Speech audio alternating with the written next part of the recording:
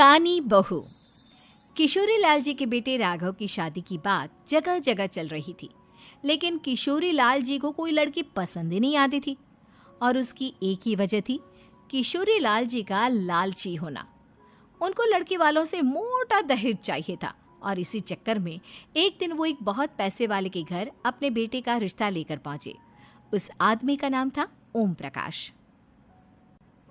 देखिए किशोरी लाल जी, मेरी एक ही बेटी है और मेरी सारी संपत्ति जायदाद सब कुछ मेरी बेटी नैना का ही है। पापा, नाम से लगता है बहुत खूबसूरत होगी। कितना अच्छा नाम है ना, नैना। ओ, वैसे बात तो सही है आपकी। अब इतना पैसा है, जमीन जायदाद है, इकलौती बेटी, आप भी क्या करेंगे? सब कुछ उसे ही देंगे ना। बिल्कुल ठीक पहचाना आपने।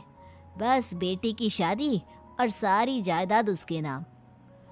पापा, बिना देखे हाँ कर दीजिए ना। इतना अच्छा रिश्ता फिर कहाँ मिलेगा? माला माल हो जाएंगे हम। मैं अपनी बेटी को बुलाता हूँ। अरे नहीं नहीं नहीं नहीं, आपकी बेटी का नाम नैना है, सुनकर ही लगता है बहुत सुंदर होगी। रहने दीजिए अंकल, मैं तो आपकी बेटी के नाम से ही इतना खुश हो गया हूँ कि उसे बिना देखे शादी करने को तैयार हूँ। अब तो मैं उसका चेहरा सीधे शादी के बाद ही देखूंगा। और इस तरह राघव नैना का चेहरा नहीं देखता और उससे शादी कर लेता है। शादी के बाद अपनी सुहाग रात पर जब राघव नैना का घूंघट उठाकर देखता है तो नैना की आंखें बंद थी। कितनी खूबसूरत हो तुम नैना, जरा अपनी आंखें खोलकर मेरी तरफ देखो तो सही।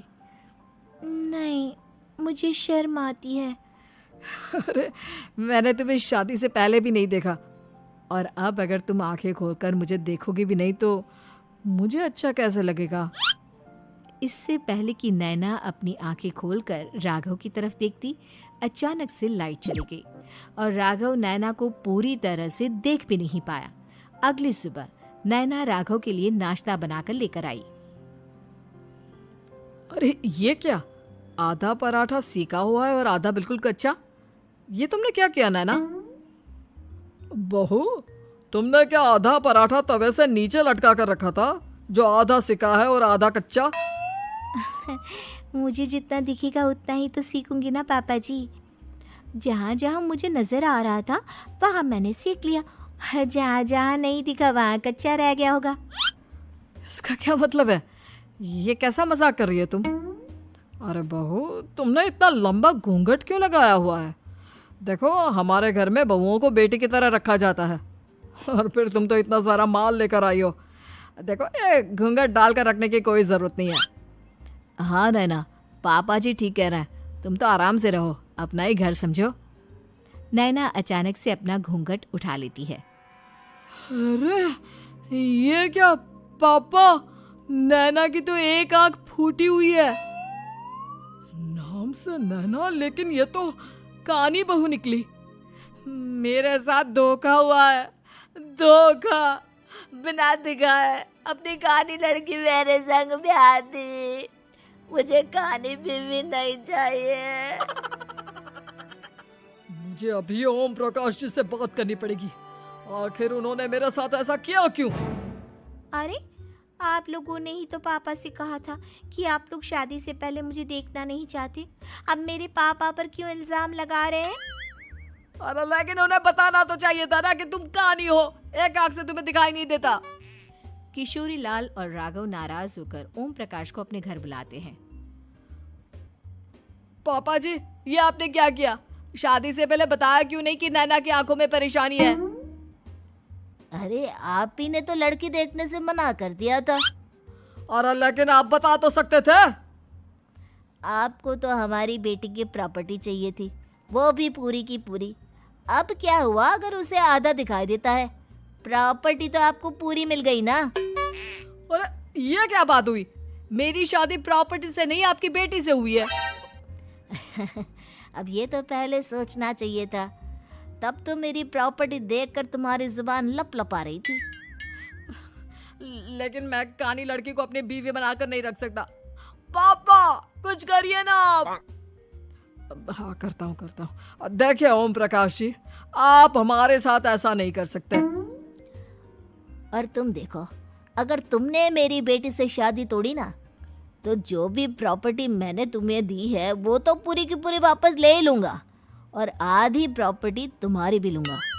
अरे मेरी आधी प्रॉपर्टी भला क्यों लेंगे आप? इसलिए क्योंकि मेरी बेटी को आधा नज़र आता है और उसकी नज़र अभी तक तुम्हारी आधी जायदाद पर ही पड़ी है। अब तुम उसे घर से निकालोगे तो कुछ तो लेकर जाएगी ना। और अगर हम आपकी बेटी को अपने घर की बहू बना कर रखे तो? तो तुम्हारी पूरी प्रॉपर्टी तुम्हारी ही रहेगी, और जो मैंने तुम्हें दिया है ना, उसमें से बस मैं आधा लेकर जाऊंगा। अरे लेकिन अब आप अपनी दी हुई प्रॉपर्टी में से आधी वापस क्यों लेकर जाएंगे? अगर मैं आपकी बेटी को अपनी पत्नी बनाकर रखने को तैयार हूं तो? इसलिए ताकि भविष्य में अगर तुम मेरी बेटी को धोखा दो तो उसके पास कुछ तो रहे जो पति का हो। वैसे मेरे पास तो बहुत कुछ है, लेकिन अपने पति की कोई निशानी तो उसके पास होनी चाहिए ना। अब अगर तुमने मेरी बेटी को कानी कहा तो तुम्हें प्रॉपर्टी भी कानी ही मिलेगी, पूरी नहीं। जमाए राजा। किशोरी लाल और राघव समझ चुके थे कि वो बुरी तरह फंस चुके हैं और अब उनके पास वहां से निकलने का कोई चारा नहीं है। अब समझ में आया ना, लालच बुरी बला होती है। एक तो तुम्हें प्रॉपर्टी मिली, ऊपर से बीवी मिली, उसमें तुम्हें नखरे भी दिखाने हैं। आए बड़े, चुपचाप बैठो दोनों। कुछ दिनों के बाद नैना राघव की कार लेकर बाजार घूमने निकलती है और जब कार लेकर वापस आती है, ये क्या? एक तरफ से मेरी गाड़ी पूरी खराब हो चुकी है। लगता है तुमने मेरी गाड़ी को किसी दूसरी गाड़ी के साथ एक्सीडेंट किया है। अरे अरे कितना बड़ा नुकसान कर दिया तुमने बहू। वो क्या है ना पापा जी, मुझे एक आंख से दिखाई नहीं दे रहा था, सामने से गाड़ी आ रही थी। मुझे तो सिर्फ आधा ही दिखाई दिया और वो गाड़ी मेरी कार से रगड़ते हुए निकल गई। अब मैं क्या करूं बताओ? आप इसे ठीक कराने के पैसे कौन देगा? तुम्हारे पापा। तुमने मुझसे इस तरह से बात की? अभी रुको। नैना राघव की शिकायत ओम प्रकाश को कर देती है। देखो राघव, अब जो मेरी आधी प्रॉपर्टी तुम्हारे पास थी ना, उसमें से आधी और मैं लेकर जाऊंगा, क्योंकि तुमने मेरी बेटी को डांटा। अरे नहीं नहीं पापा जी, गलती हो गई, माफ कर दो। गलती की तो कोई गुंजाइश ही नहीं। अगली बार मेरी बेटी को डांटा तो बची हुई आधी में से आधी और ले जाऊंगा। लालच के चक्कर में हम दोनों ने बहुत बड़ी गलती कर दी बेटा। एक तो तुम्हें कानी बहू मिली और ऊपर से जो माल मिला वो भी काना। इस तरह राघव की हर एक गलती पर ओम प्रकाश उसकी प्रॉपर्टी का आधा आधा हिस्सा लेकर अपना सारा माल वापस ले गया और राघव को कानी बीवी से काम चलाना पड़ा। भाई लालच वाकई में बुरी बला है।